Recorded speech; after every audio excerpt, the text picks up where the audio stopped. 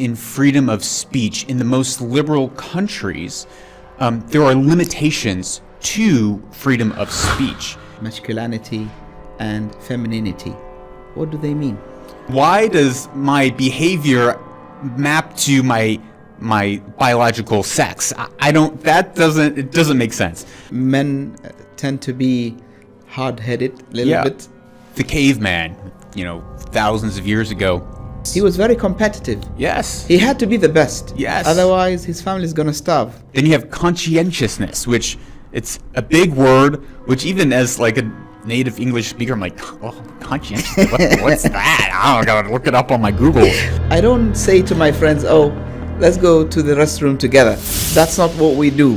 Who of the two genders, because there's only two genders, is more interested in things or people? You're being bigot now here to other people. You know what? I would never call you, man, to go shopping.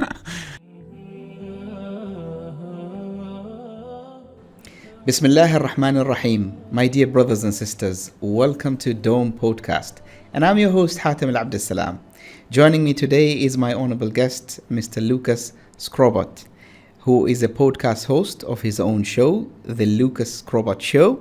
And in his show, he discusses the cultural and geopolitical events. He is also the owner of Roots Sourdough Bakery. Assalamu alaikum, Lucas. Alaikum salam. كيف حالك? Alhamdulillah wa anta. You're looking better than me today. No, I was looking at you around like, oh my gosh, how long did it take you to do that? Your perfect lines. It's just like 2 minutes. Impossible. I don't believe. I'd have to see it to believe it, Hatim. I think one day we have to get you in a dish dash and a turban. Invite me back and I'll wear my dish dash. Okay, that's a deal. Yeah, that's a deal. Inshallah, inshallah. So, Lucas, today we're going to talk about something which is important. It touches the lives of a lot of people. We're going to talk about femininity and masculinity. Yes. And I want to start off with the recent incident that happened on social media about the former kickboxing champion, Andrew Tate, who's been very popular on social media. And the social media platforms, most of them, they decided to block him, and they thought that they called him a bigot, and also they thought that he was toxic. He was spreading toxic masculinity. Yes. So, what do you think of the total idea of blocking him, and also some of the controversial things that he says? Yeah, Andrew Tate is quite the character.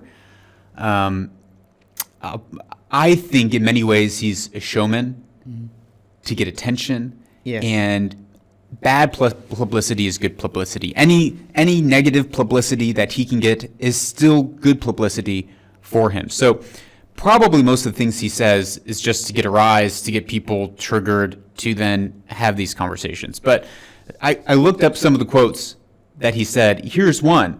I don't even know. It's so bad. I don't know if he can even say this on the air. He is quoted saying, referring to doing this to a woman, bang out the machete, boom her face, grip her up by the neck.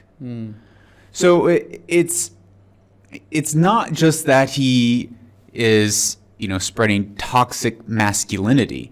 He's advocating for violence against women. Yes.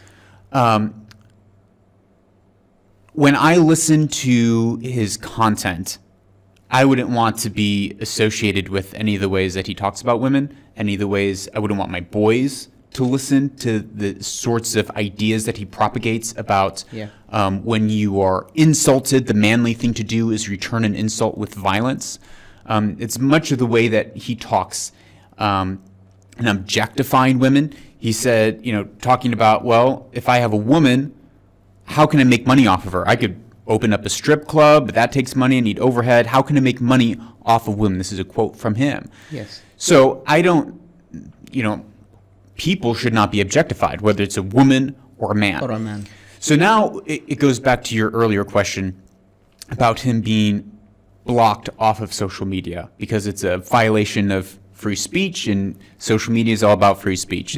Sorry to cut you off. Before blocking him, is everything that he says offensive, because I heard him once talking about his 73-year-old grandma who has, kids and grandkids, and she dedicated her life to be a mother. Yeah. And he was talking about women who have careers and they're in their 40s and they're still single. What pride do they have if they didn't start a family? Things like that. Yeah. So he's advocating for women, yes, do have a career, but part of your priorities is to start a family, to have kids. Totally. And so on. Yeah. So what do you think of? Is everything what he says of course, is bad? Not of course. How about we say this? There are extremely wicked people in the world, and those wicked people, I'm talking about like human traffickers, drug traffickers. Yes. They have no care for human life. They love their family. They love their kids. You see them with their kids, holding, kissing, loving, playing. So, you can have someone who's extremely wicked, and I'm not necessarily saying Andrew Tate is this, but there are extremely wicked people out there, and even the wicked love their family. Even the wicked can say things that, like, okay, yeah, I agree with that statement. Andrew Tate, for instance, saying, you can't just wake up one day and decide that you're going to identify as a woman. It's like, okay, I guess you could do that, but I don't have to go along with the delusion that you're a woman just because you identify as that. Like, you can't do that. So, of course, there are many things that he says that you and I would probably agree with. Yes. But when you think of someone as a role model that you'd want your family or your kids looking up to and saying, wow. Who's influential, I wouldn't want that for my kids. But then it kind of goes to this other point of freedom of speech. Now, even in freedom of speech, in the most liberal countries, there are limitations to freedom of speech. For instance, it's defamation essentially, which means I can't lie about you. I can't just go around making up things about you, the things that you said, your show, and hurt your business. That's actually illegal. So there are limitations within speech. One of those limitations that has been set by the law is violence. Now, it gets kind of tricky because it's not just violence, but it's the incitement of violence, which is really what they're calling him out on, the incitement of violence against women, which is kind of hard to figure out, wait, is this the incitement of violence? Is this not? The problem that I feel when someone is kicked off of social media or kicked off of one of these utility platforms where they're so large that everyone's using them, the problem is that where does that person then go? It's no longer out in the open square, in the open public for everyone to see and hear and say, actually, what he said there, we don't agree with. Instead, it goes underground and it becomes much more dangerous. And so it then turns to private platforms where he's able to set up his own private email list, his own private WhatsApp group, his own private platform. And do whatever he wants. And do whatever he wants, where no longer is it out in the public where people can see and have public discord. So bad speech ought to always be combated with good speech or with more speech. The moment that we're shutting down our opponents, it's going to have a counterintuitive, a negative effect and return into results that we don't want to see. So I'm not necessarily a fan of saying, well, we don't like what he has to say, we're going to shut him down, because maybe tomorrow the YouTubes and the Instagrams and the Facebooks of the world won't like what I have to say or won't like what you have to say. So I think we ought to fight for people's freedom of speech, especially on these platforms that are protected under laws both in America and India, Article 270 and Article 71, which essentially states that these platforms cannot act as publishers. So a publisher of a newspaper or a publisher of the show will go through and curate and say, we like this content, we're going to push these ideas forward, we don't like this content, we're not going to publish these ideas. But I'm sure, Lucas, there are so many people like Andrew Tate out there who propagate hate in one way or the other. Sure. But you've never come across such an incident where most of the popular social media platforms blocking them. I mean, they might be anti-Semitic. They might be like Donald Trump. He got and so deplatformed from everything. Yeah. So Alex Jones deplatformed from everything. Do you see double standards there, or is it something that is common to be blocked? Yeah. If you really start to look at it, there are people on both sides of the aisles who have been blocked off. However, there is a explicit bias within some of these platforms. You look at the people that are hired by Twitter, and most of them lean towards a progressive liberal worldview.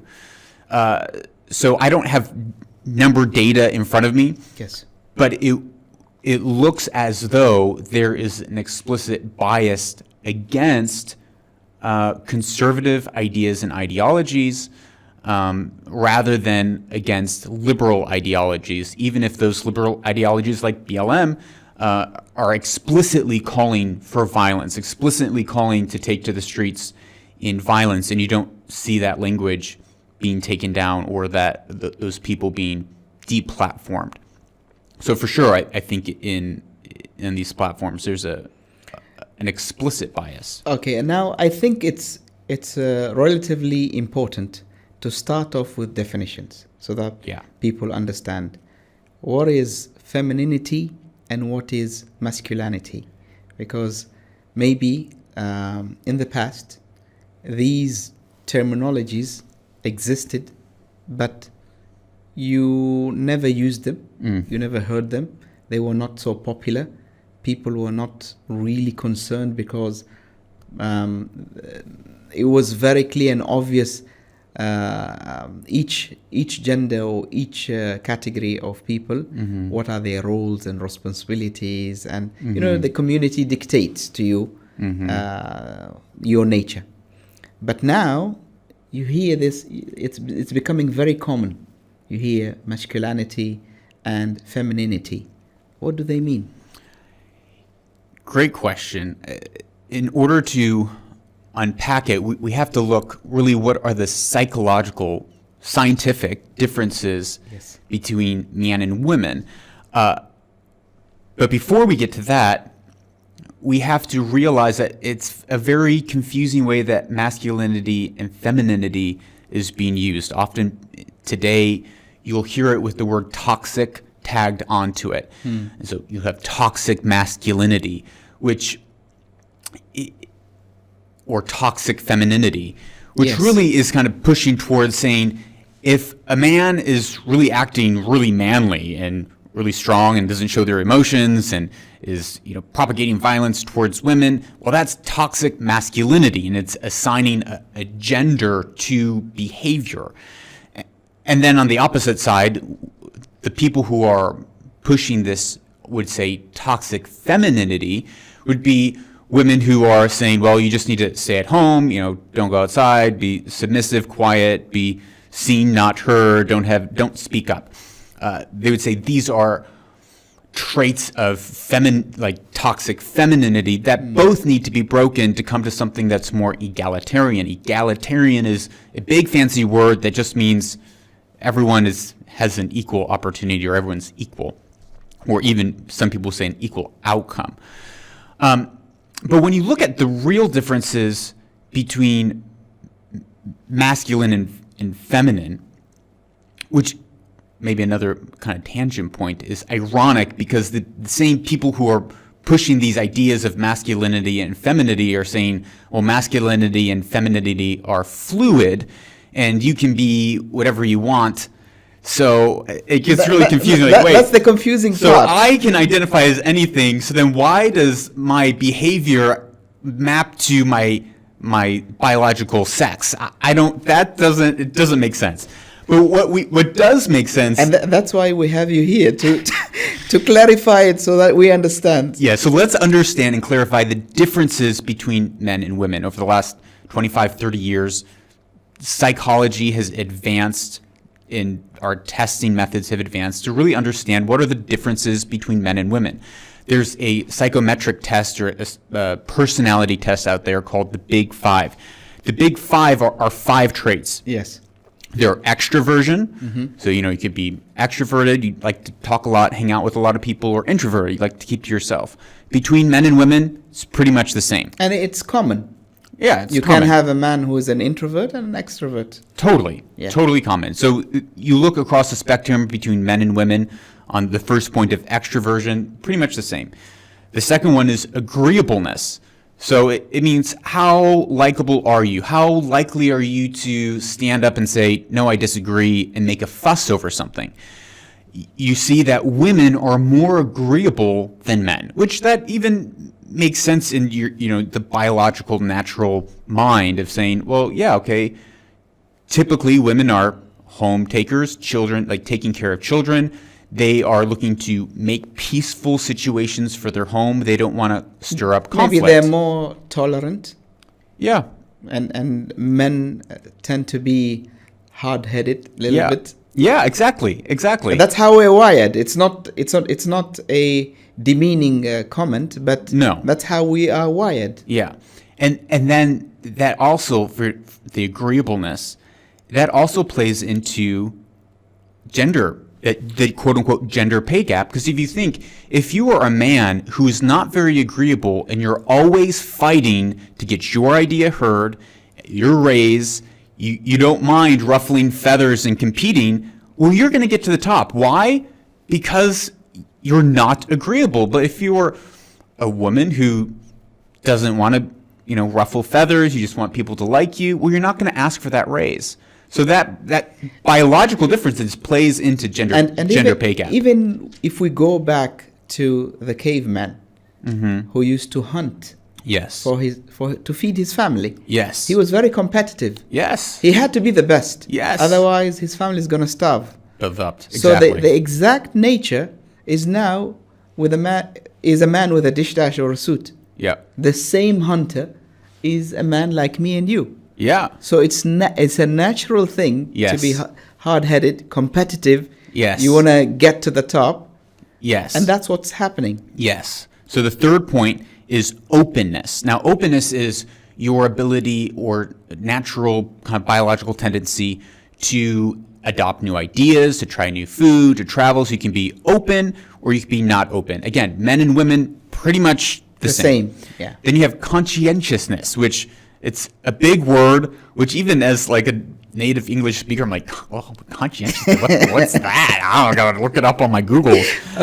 Blame it on the English. Yeah, it's definitely the some Latin. The Americans got the English from the English, so. But it really means how organized, yes, and punctual, and everything needs to be neat and tidy are you. So if you're more conscientious, you're likely to be able to command higher pays and salaries because you're more organized, you're more focused, you're showing up on time, more systematic.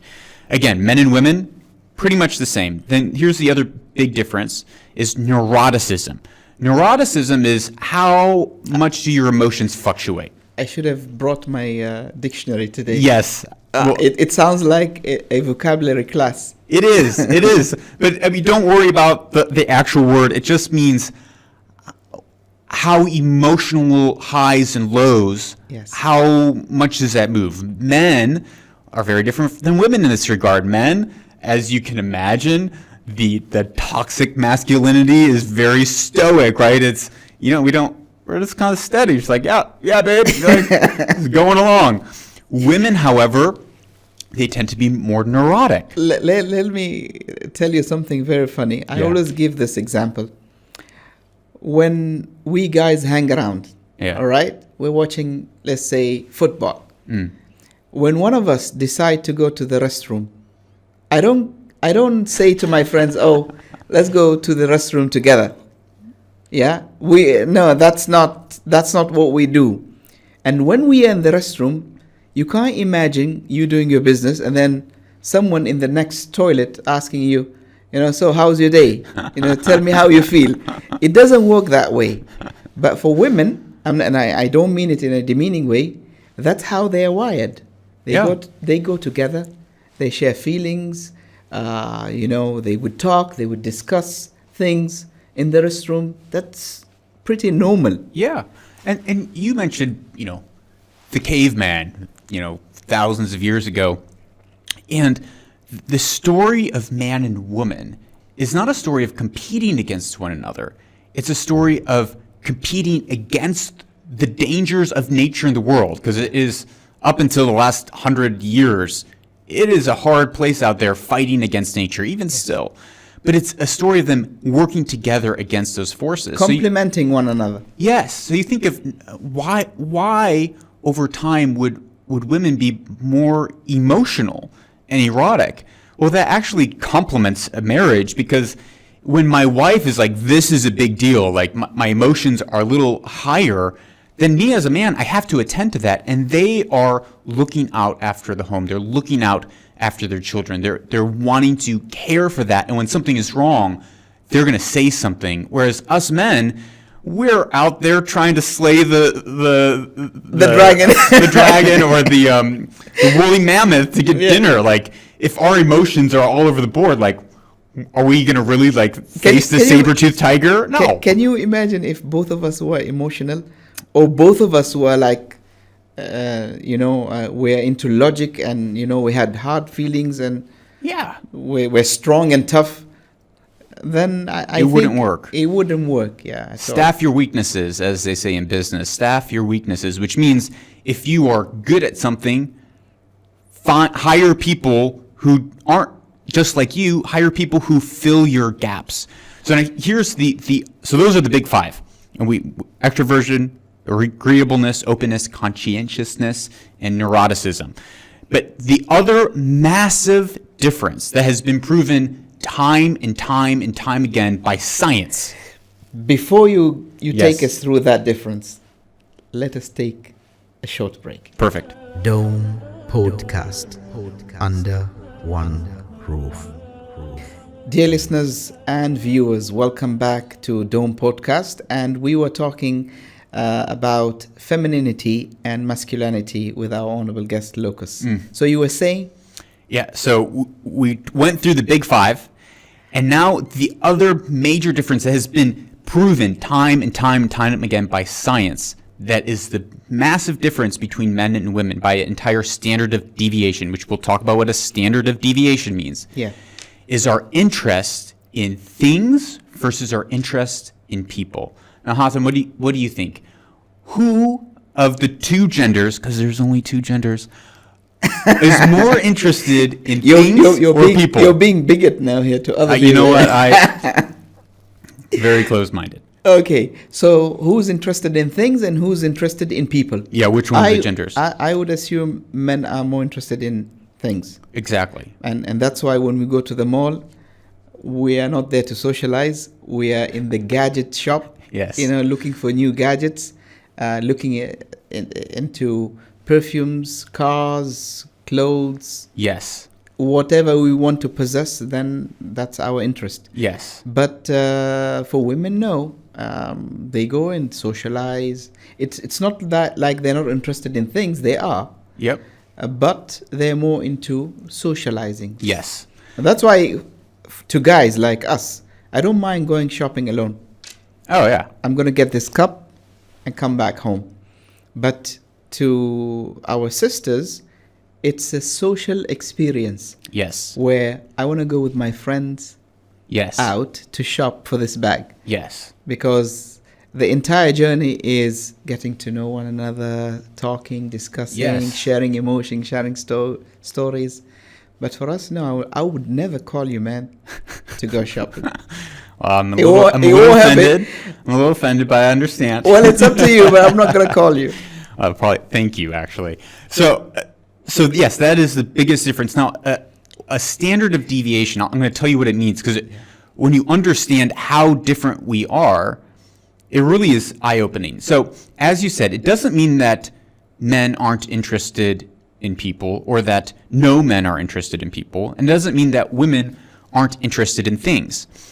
But what it means is that if you and I, let's say that we are the average, just an average guy, the average Abdullah, Yes.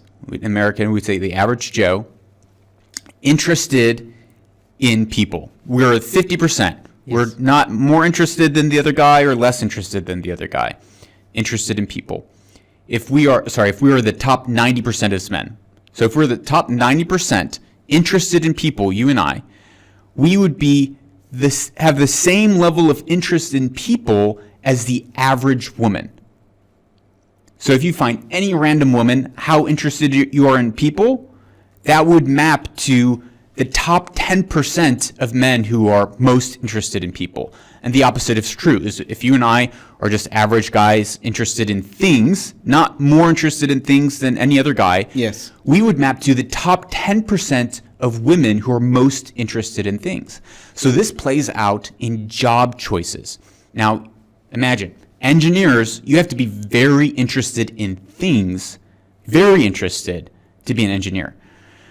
If you are a childhood educator or if you're a nurse, you need to be very interested in people because those jobs require different skills and different tool sets. And there's nothing wrong with that. Nothing wrong with that. So, And even if you cross the line and go to the other side where women are interested in women are interested in things and men are interested in people, yes, there's nothing wrong with that. there's nothing wrong. It's a spectrum. I know our buddies, the guys who are working as male nurses. Yes. They get all the time, they get mocked they got bullied by the fellow guys because, how can you be a nurse? How can you be a nurse? How can you be a nurse? Yes. But there's nothing wrong with that. Yeah, so there's nothing feminine about a man being interested in people. Because all men are interested in people. We are on a spectrum. There's nothing masculine about a woman being interested in things. But this does play out in our choices of what field we go into.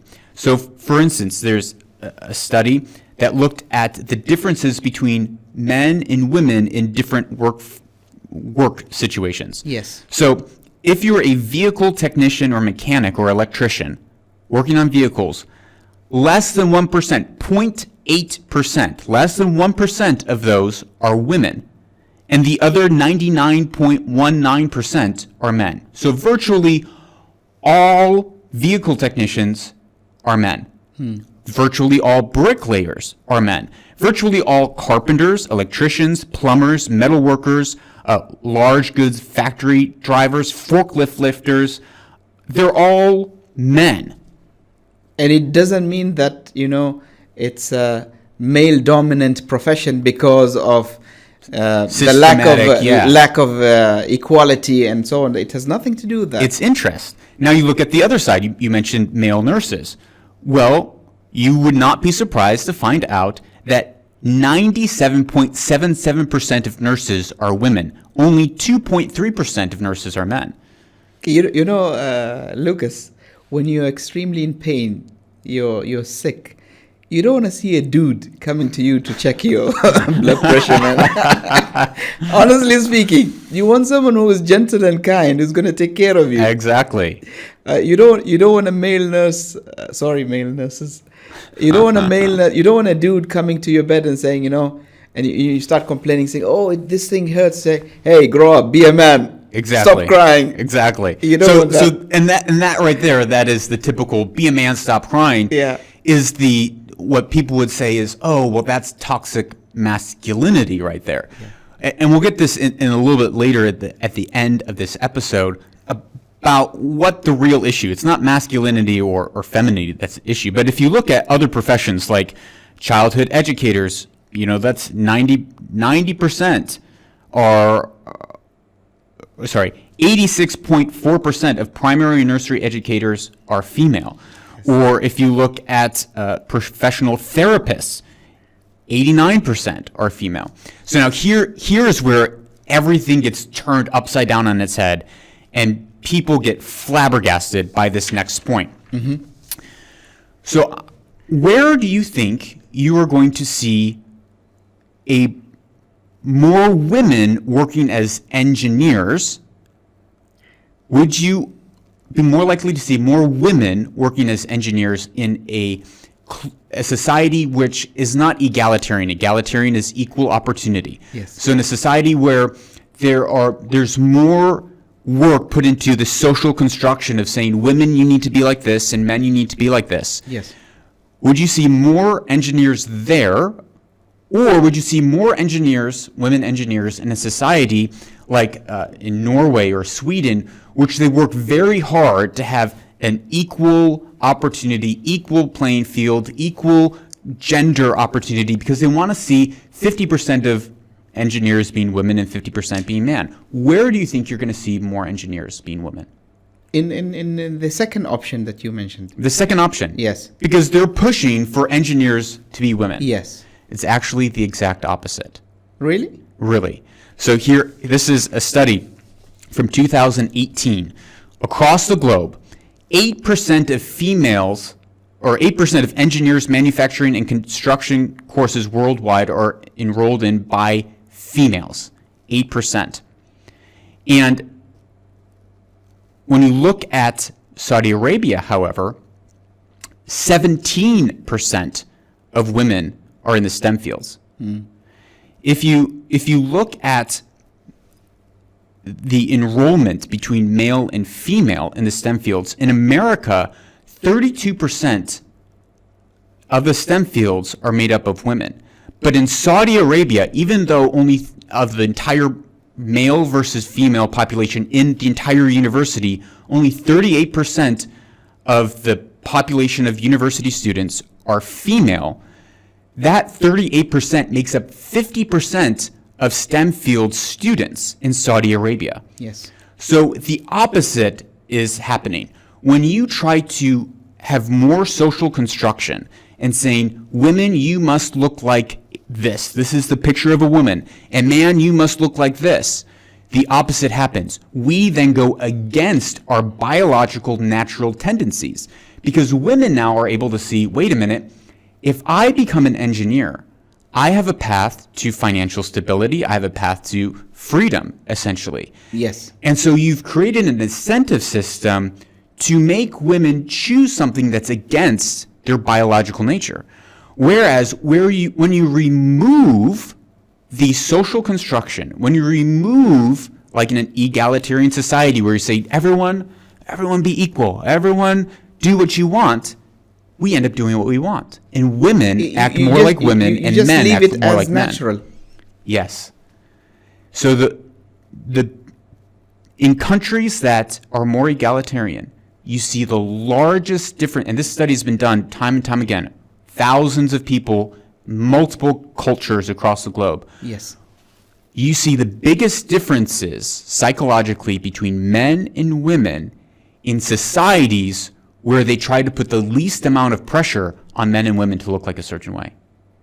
And there's a lot of people in the West who want to see what's called equality of outcome, which means we want to see 50% of nurses be male and 50% be female. We want to see 50% of engineers be female and 50% be male. This is social constructionism. They are very confused by this because they're like, wait a minute, we're trying to get people to do what they want and it should all be equal, but in reality, biology kicks in and we see bigger and bigger differences the more that we flatten the playing field, which is actually good. Now the thing is, why did this issue become so important suddenly? It wasn't there before. So what is pushing this movement? There's a couple things that is pushing the movement, and we don't have time to dig into it for all in this episode. Feminism, which there are multiple waves of feminism, which is really pushing the movement. Some, like the first wave of feminism, which is women should be able to work and vote and be totally equal to a man. I'm all for. The other waves become kind of weird. But it's very confusing between the concept of rights and the concept of femininity and masculinity, because rights Yes. are dictated by law and things like that, or divine right. So Rights. for example, if both of us are doing the same job, we should be paid the same way, right? That's a right. But imposing the idea that 50% of the workforce should be engineers, male Yes. engineers, and 50% should be female Yes. engineers, that's not a right. No. That's you are going Yes. beyond biological Yes. differences, and Yes. you're imposing something that is not natural.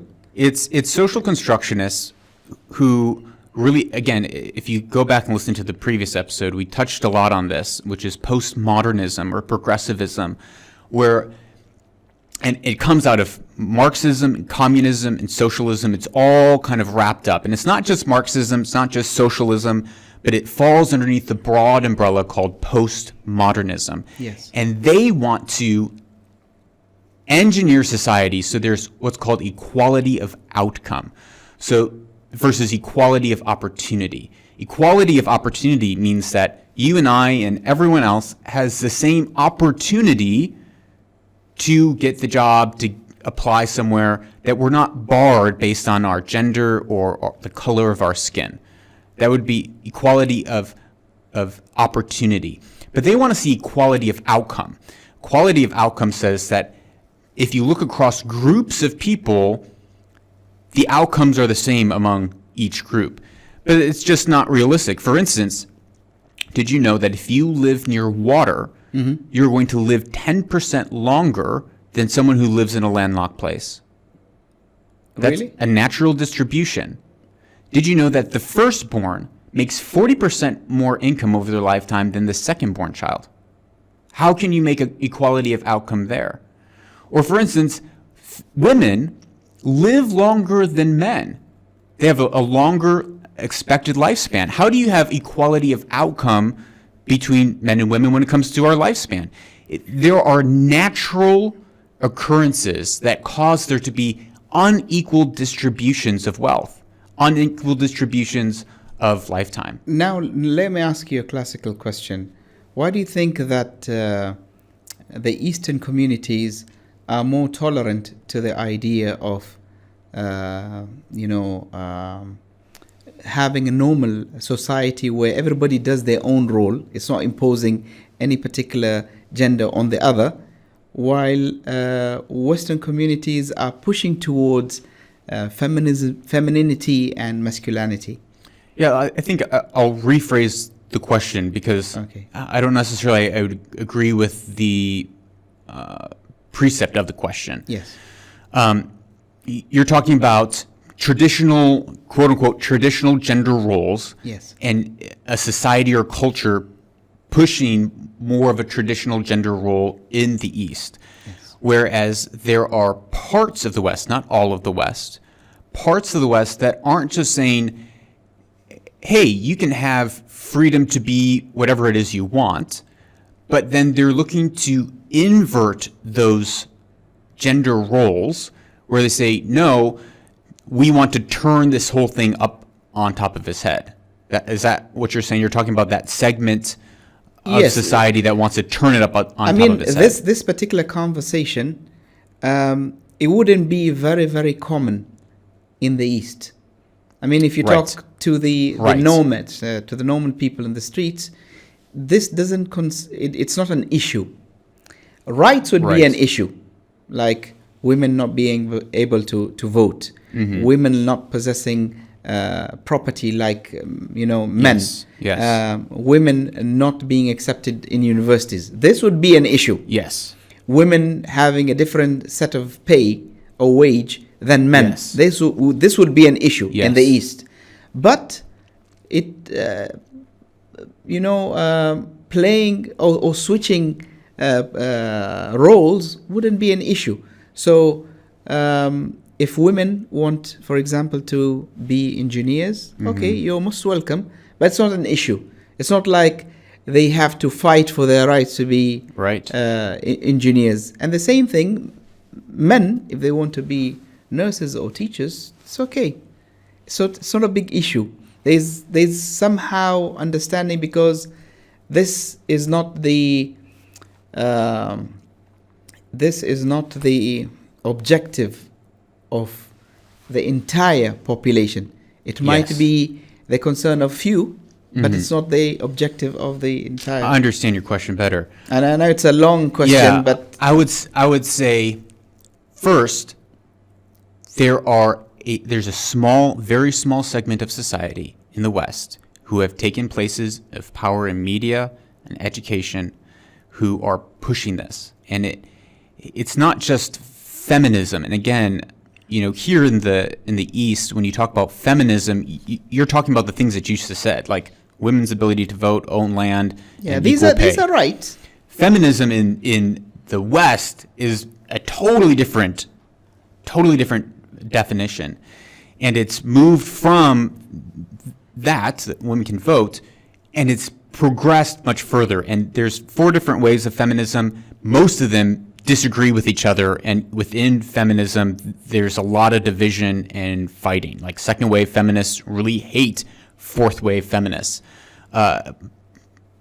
However, within the Christian religious community, we look at divine, like what has been given to us by divine law or divine roles within the family, and we see that the husband is called to be the head of the family. The husband is commanded to love their wives.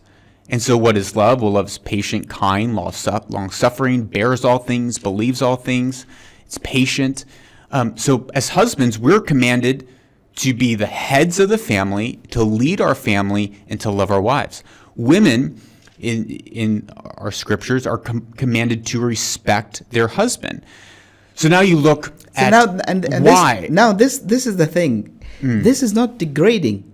No. If men are given the responsibility to take care of their families, and women are given the role to respect their husbands and take care of the household, and there's nothing wrong with that. There's nothing wrong with that. So why is it now becoming something that it's like a taboo?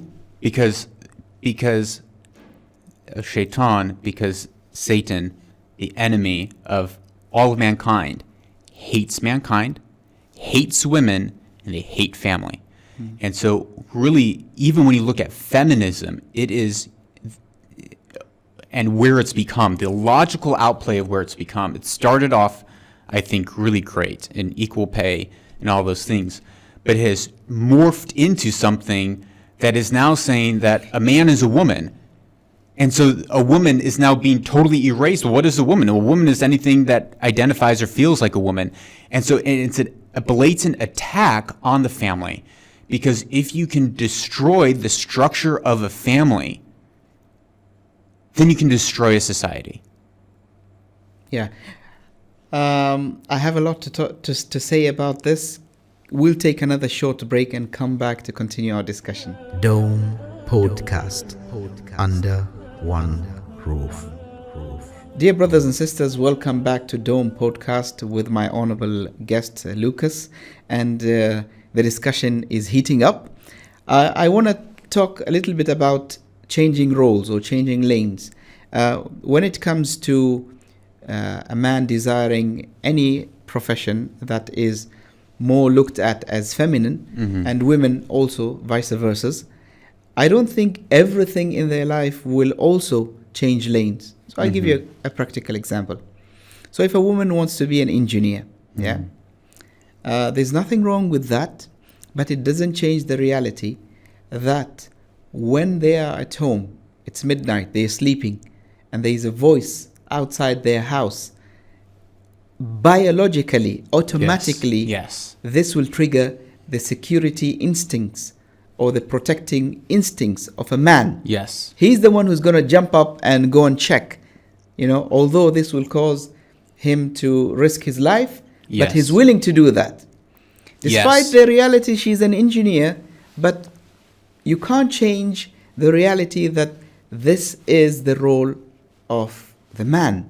This is what is expected from him to do. It's almost impossible that you would find a man saying to his wife, you know what, we're equal, you go and check, it's your turn today. Totally. Yeah, it's almost never will happen. So yeah, absolutely. That's the thing. We can't change roles completely. I can't be a woman and she can't be a man. Yes, we can do other professions, like the best chefs in the world are men.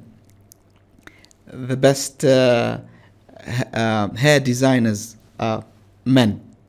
The best fashion designers are men. And so on. There's nothing wrong with that. But it doesn't change the reality of who you are biologically. Yeah. And that's where we need our divine guidance, because it regulates who you are. So I agree with you. What's interesting, it's really, this conversation goes back to the nature versus nurture. And we've probably even talked about it on the show. Nature is what is biologically your tendency in you. We've talked about that. Versus nurture, or what is the cultural pressures that are on you, or the way that you've been raised to live and act a certain way. And what the studies show, over hundreds of thousands of people across every culture, is that when you minimize nurture, when you minimize how much structure a society places on people, what then happens is our natural biological tendencies come out, and you get just that, what you said. You get the fact that a man is going to stand up and guard his house, and that women are going to become nurses rather than engineers. But the opposite's true. Yeah. When you put restraints on society and you say, no, women must look like this and men must look like this. These are the roles for women and these are the roles for men. The science then shows that women choose to be engineers because they see a path to freedom, and you've created an incentive structure to change and for a person to go towards a social structure rather than a biological tendency of their own interest, which is counterintuitive. The thing is, this is called in Arabic fitra, natural inclination. Yeah. You are born and wired and structured and designed by your creator to be that way. Mm-hmm. Yeah. But the thing is, why do we have to be competitive with the other gender? Why do we have to prove ourselves? So in some circumstances, I just want to be in this particular profession to prove that I can be better than them, or I can do this. Why do you always have to justify yourself? Why do you always have to prove yourself? You can shine in your own area. Yeah. Who are you proving it to?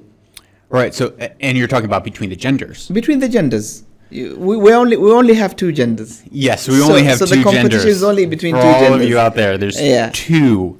There's Adam and Eve. There's no Adam and Steve.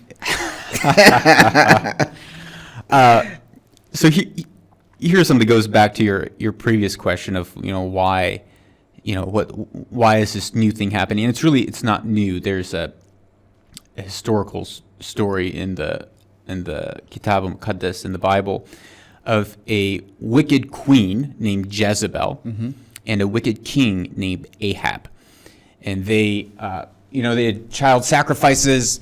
They did essentially cultic practices, and Jezebel, the queen, she was the epitome of what we're talking about here today as far as the one who wears the pants.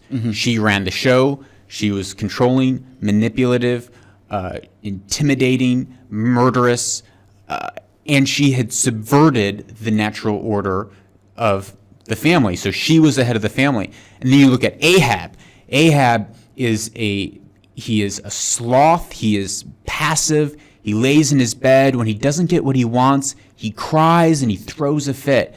And he goes to his wife, "Oh, Jezebel, I wanted to buy someone's land. They wouldn't sell me their vineyard." Jezebel says, "That's fine." And she sends her men, slaughters the family, and says, "Here, Ahab, here's your land." And so this is something that has been a pattern for thousands of years of the inversion of the roles. And you can see it in relationships and families all over the place, regardless of the culture. regardless of, the way that, regardless of the East or the West, you see and you can find women who have that same spirit, where they wear the pants of the family, where they overpress the husband, and the husband is just passive Ahab. He's just laying in bed, whining, moaning, passive, not standing up for himself, has no spine. And it is truly sad because the woman is trying to grab on security and power because the man is not standing up with security and power. So she's taking it for herself. And the man, he's just trying to, love his wife, take care of his wife. And so just whatever you want, babe, I'm just going to. And that is a subversion, the flipping that you're seeing in the West. So it's not a new thing. There's nothing new underneath the sun. This is an old thing that we can even see throughout our scriptures that we're warned against, which is don't be a Jezebel and don't be a Ahab. Here's the right order of a family, and within that order, men are still commanded to love. The issue with Andrew Tate is he is not talking about women in any sort of loving way whatsoever, unless it's his mom that he loves. Well, that's great. Everyone loves their mom. Even the most murderous people love their mom. Yeah. And so, even when you look at that, it's like, okay, he has some good ideas, but they're still so twisted that it's not following what God would want for all of our families. Indeed. Well, I think we have a lot to talk about, but one more thing that I want to ask you is the Me Too movement. Yeah. Where did it start, and what's it about? Because these sort of things, they are very alien when it comes to the Middle East, and it's not really clear. So, tell us a little bit about that. Me Too. So Me Too movement. I don't, off the top of my head, remember the exact incident that kicked off the Me Too movement, but in the West, we have a specifically in America. It's not even parts of Europe isn't like this. We have a law that essentially says you are innocent until you are proven guilty. Yes. In many other places of the world, it's you are guilty until you are proven innocent. And so in the West, there's an incident where a woman said that she was raped or sexually assaulted by a man, and people jumped on this bandwagon of saying, me too, that I've been oppressed. Also oppressed in a certain way. And essentially calling out their oppressor publicly, doxing them, which means, sharing their public information or private information publicly online, ruining people's careers because it moved out of dealing something within the confines of a court of law and dealing with it within public opinion.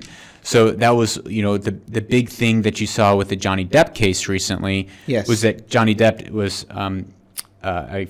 this is how much I don't know about pop culture, was suing his ex-wife, forgot her name, shame on me. Amber, I think. Amber, yeah. Something Amber. Because she essentially defamed him, which goes back to what we're talking about of freedom of speech, is like, okay, you have freedom of speech, but you can't lie about someone. Yeah.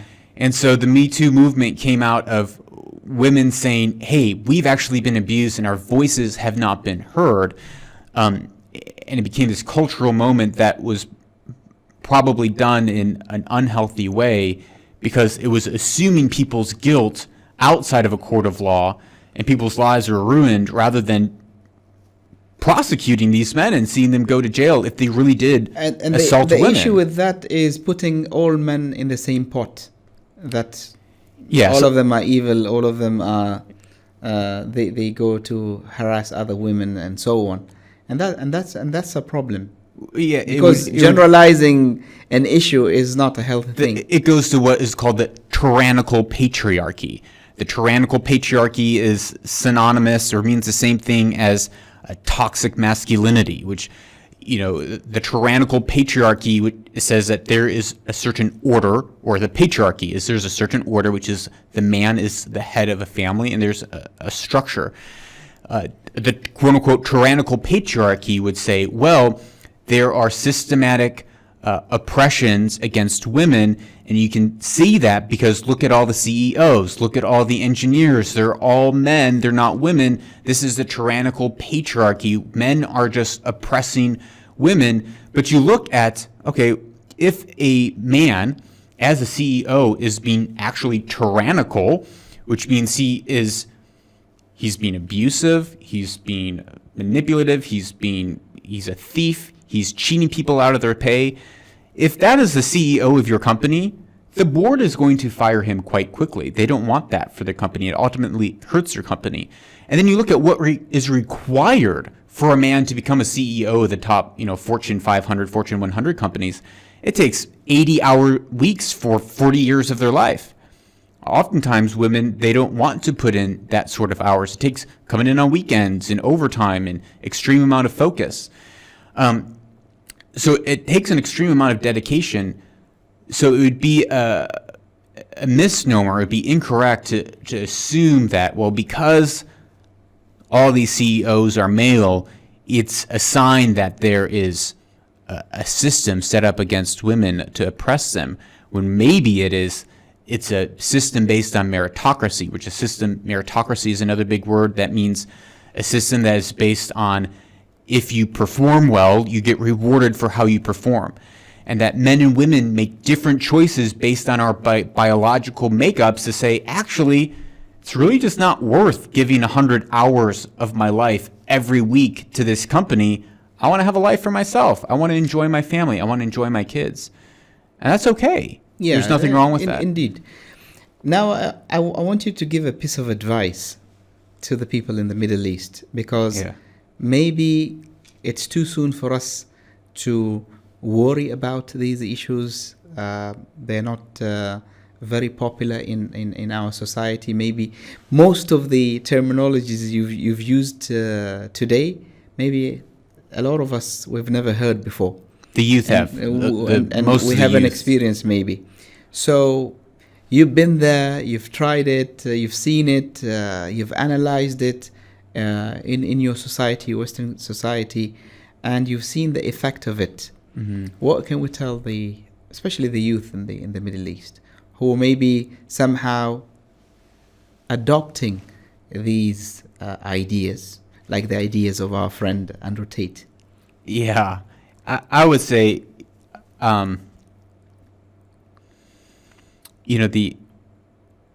there's a huge bait and switch going on. It's the result of these ideas are going to produce a fruit in your life opposite of what you want. So when I say fruit of our life, I mean like the things that then happen in our life. So what we believe, what we think becomes, what we believe becomes what we think. And what we think becomes what we do.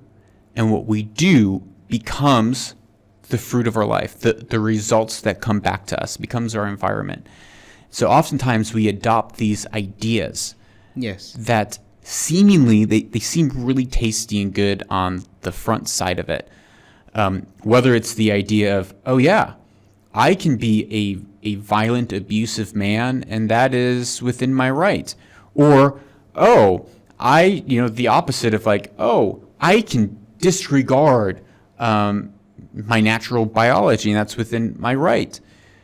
But when you play that out over years in your life, oftentimes you get the opposite effect, which even it goes to, back to that study. It's really when we give freedom, that then produces the effect that we want. It produces the natural biological effect, which is very counterintuitive.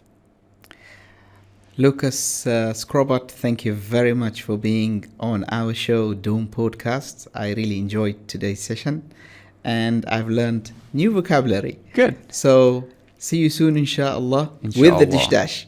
Next time. Inshallah.